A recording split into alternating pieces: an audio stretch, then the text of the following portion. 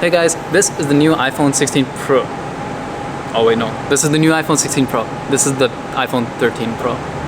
Welcome to a new video, and if you're new here, welcome to the channel. Glad you're here where I make content around tech, accessories, and my experience with it to try to help you out. And if you enjoy, definitely leave a like and subscribe to see more. In this video, we're going to be talking about the new iPhone 16s, my first impressions, and briefly test out all the new features. Let's get into it. So it's been a couple days now that I've been using the iPhone 16 and 16 Pro, and the first thing that stuck out to me with these phones, and including the 16 Plus, is the colors. And the colors on the 16 Pro, this is the new Desert Titanium color, and it's super nice. It's not like a in-your-face kind of gold color. It's just a subtle, nice gold with really saturated accents on the side and on the cameras, the ring as well, and it looks really nice. And for the iPhone 16, this is the new ultramarine color, which is kind of a more saturated blue color that I really like, and it's also a lot more saturated on the side, aluminum sides. And also in the camera module, there's a really nice saturated blue, which I'm a big fan of, and if you are too, let me know by leaving a like below. And another thing I noticed with the iPhone 16s this year is the weight, and the weight on the iPhone 16 regular, like the base model, is so nice. It's so light, and it barely feels like you have anything in your hand. And well, to be fair, I'm coming from the iPhone 13 Pro Max, which is a Max device, but also it has stainless steel, which is kind of a heavier material. So take that for what you will, but the weight on these guys are really nice, and including the contour designs from last year, oh, it feels so good in the hand. Another thing I noticed is the action button on the base model iPhone 16. So as you can see, there's an action button here, which is from the iPhone 15 Pro models from last year. But similar to last year, I don't really know if I'll find a use case with it. I mapped it to the camera last year, but I don't know what else to map it to. Like, there's a lot of shortcuts to get to the camera, so I don't know. We'll see. And also another thing with these new iPhone 16 phones is they all come with camera control, which is a button 100%. They're just avoiding saying it for some reason, but it is a button, and they come to all the iPhone 16 phones. So iPhone 16, 16 Plus, Pro, and Pro Max. So it's all consistent with the action button and the camera control button throughout the iPhone 16 series. And so far, it's pretty cool, but I don't really know if I'd use it as much as I just tap the screen. It's just much more intuitive to tap the screen, and it's also a little bit higher up for reachability purposes. I don't know if I'd use it. Like for portrait, it's pretty good, but then as soon as you move it to landscape, like your finger doesn't, it rests like a little bit here versus the camera control button is over here.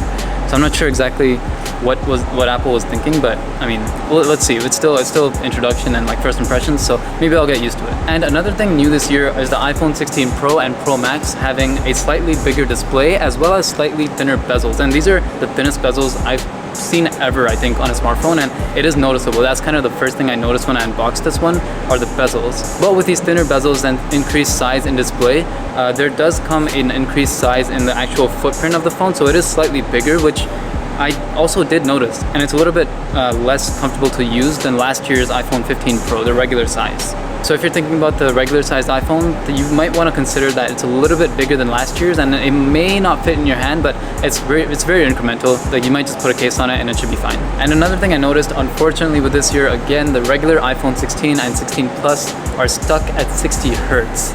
There's no promotion, there's not even 90 Hertz. So I don't know why that is, but I hope this is the last year. Through videos and stuff and other rumors, I've heard that this is the last year that they're gonna put 60 Hertz on the regular iPhones, but we can only hope. And also the new camera layout on the iPhone, the regular iPhone 16 and 16 Plus, is super nice. I'm a big fan. I'm not sure why exactly. Maybe it's because it's a bit smaller and much more like manageable to look at and kind of hold, and it's more case friendly. The iPhone 16 Pro and Pro Max, like, it's the same design as like so many years ago. I think they introduced this design like in the iPhone 11 Pro, which came out like what, 5 years ago or something, and it's still the same. So it looks a little bit outdated, but that's just me. I don't know. What do you think? I don't really like this design that much anymore, and it's not just this design. The S24 Ultra does have the same camera layout as the S22 Ultra, which came out, I think, 2 years ago or something like that, 3 years ago. And so it's also had the same camera layout for a while now. Another thing I tested on the iPhone 16 Pro, which is new to this year's Pro models, is 4K 120 frames per second video recording, which is super exciting, but not if you already know that the S24 Ultra also has 4K 120 frames per second video recording. So I also wanted to briefly test that and compare. So here's some shots from both of these phones at 4K 120 FPS. And if you want to see an even more in-depth comparison between the camera on the iPhone 16 Pro and Pro Max and the S24 Ultra, let me know in the comments down below, subscribe, and stay tuned because I'll post that soon. Handling these phones outside is kind of stressing me out, so I'm just going to put a case on this, and the cases we have are from Zero Wireless, and they sent out these cases for the new iPhone 16 phones, so let's see what they sent to us. First one, we have this, it seems like a clear case. Yeah, so it's like a very clear case with MagSafe on the back, which is pretty nice. It also has the cutout for the action button and for the camera control button, which is pretty cool. So let's slap this on the iPhone 16, and wow. So you can see as a clear case, it preserves the color, and also it kind of protects the phone with these edges on the corners and stuff like that. So that's nice. And the camera control button is exposed, so it's not like Apple's first party cases where they have like an indent and like it's covered. It's actually exposed, so you can access it without any problems. So let's get into the other cases. So this is the second case that Zero Wireless sent. This looks like a black kind of carbon fiber case, which is pretty cool. Wow, that looks pretty cool. This kind of design on the inside, and this is the kind of design on the outside. And it also has a MagSafe ring, so you can pull it out, stand it up if you need to, and it's pretty cool. So this case from Zero Wireless is a clear case as well, and it's a little bigger, so I'm assuming that it's for the Plus, which is what we have here in green. So same thing as the iPhone 16. It's a clear case, so you can see the color. It's pretty nice, preserved. And also the camera cutout is kind of like a, I'm not gonna say it. It has all these nice buttons and the camera control cutout for the camera. And the last case that we'll open is probably gonna be for the iPhone 16 Pro. And this is a more blacked out version, which I like. Oh, I love these red accents. These are really nice. And it's on the power button, on the action button, and the volume rocker. They also have a cutout for the camera control. So let's just slap this on. This one also comes with a camera, or like a ring stand below the camera, so you can like prop it down if you want and like have it stay there like that in vertical or in horizontal.